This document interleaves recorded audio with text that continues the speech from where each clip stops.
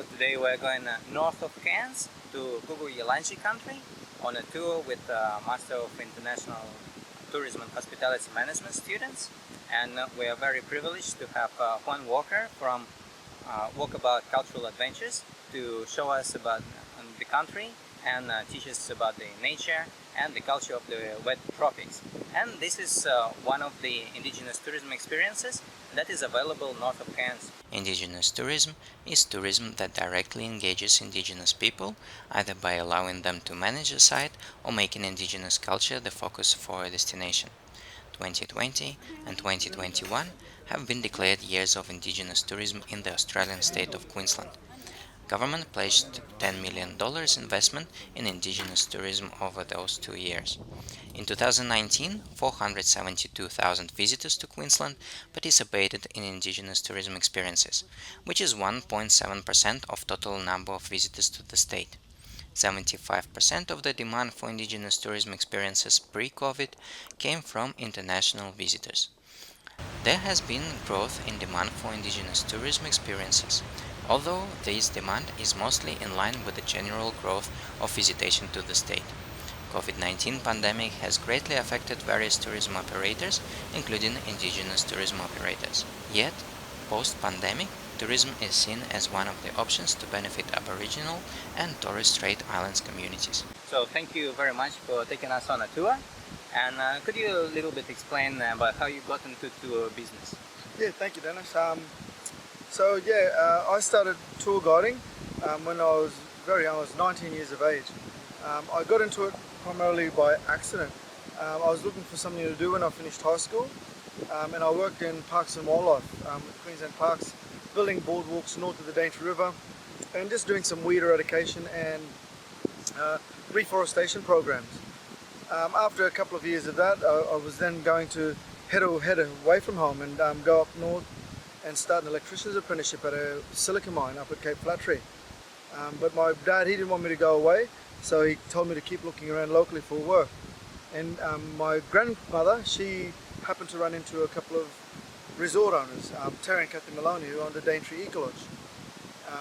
And the Maloneys, they were looking for a different aspect to bring into their operations, and wanted to sit and have a chat with me about what I could offer in regards to a cultural Aboriginal tour product through their resort. So I had a little meeting with them and the GM back then, Bronwyn her name was, and they really liked how I spoke, how I handled myself, the information that I had about the bush up there, and they decided to put me through a 4-month traineeship through a tourism and hospitality traineeship.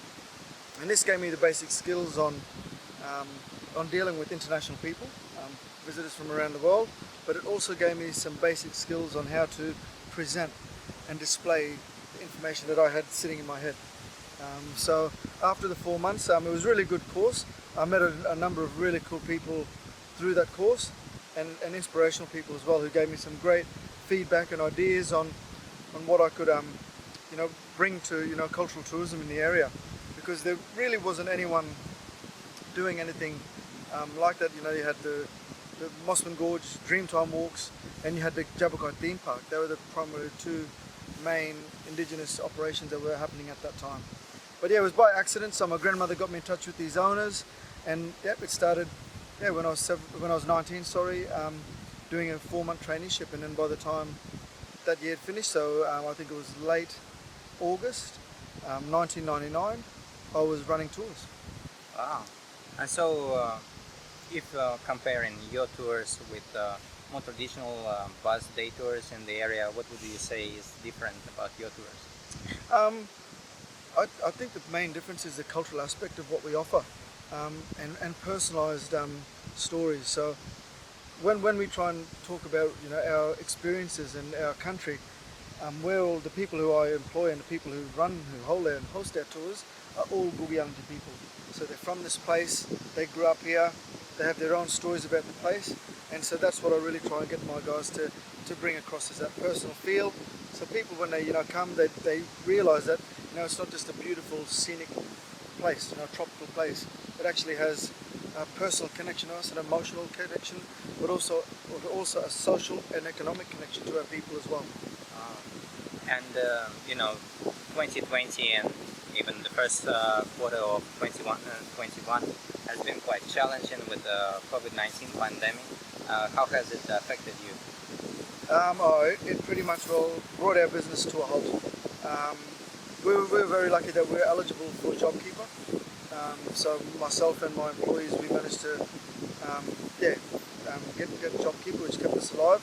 But we went from looking at having a bumpy year, turning over our forecast, our bookings for 2020 before COVID.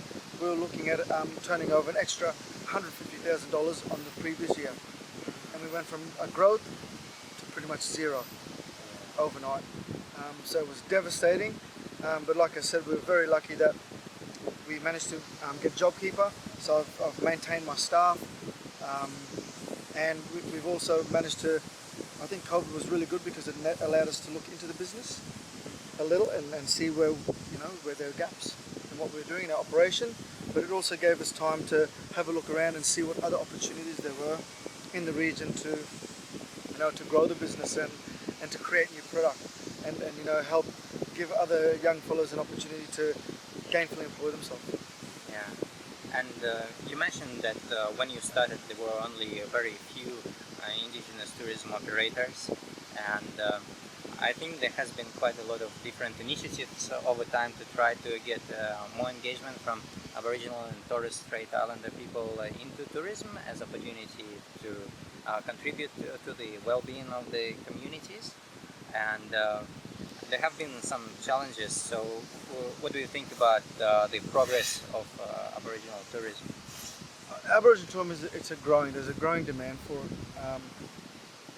People really want to have that, to learn more about how Aboriginal people, native peoples, interact with country and how they see country. So there's a massive demand for it, and the world, the outlook of the world has shifted. I think COVID's been really good because people are looking for that natural, authentic experience these days. So I think it's been great for cultural tourism in the fact that there's a high demand for it.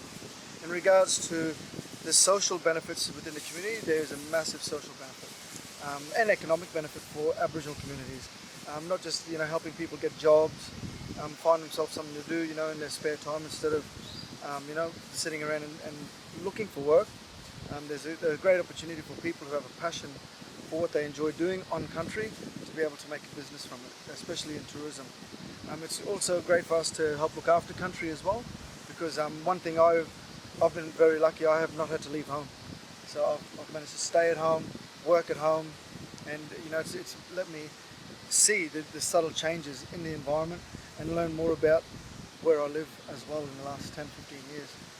But there's also employment opportunities, and then there's the social issues. There's we have high alcoholism rates in Indigenous communities, so through tourism there's a chance for people to to find work, so there's less drinking. They feel better about the money they're earning instead of waiting for settling payments.